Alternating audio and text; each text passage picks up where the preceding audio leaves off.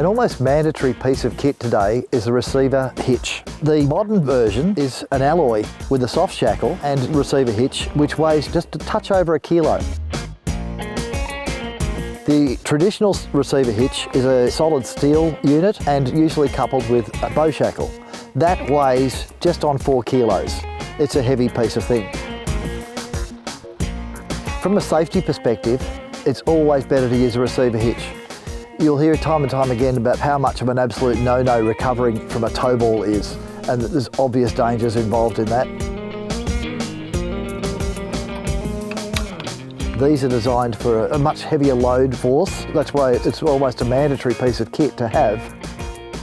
I think it's better, rather than mount these horizontally, I tend to put it in vertically so that the hole is horizontal. If it comes down and gets hit, there's a chance that it could hit on here in a rock and it'll cut the soft shackle. This is what happens to a tow point when you drag it down a steep drop off. You pick up a little bit of mud from time to time. Whereas if it's like that, it's just getting pushed out of the way and hitting here without doing any damage to the soft shackle. These receiver hitches are the common size, which is 50mm.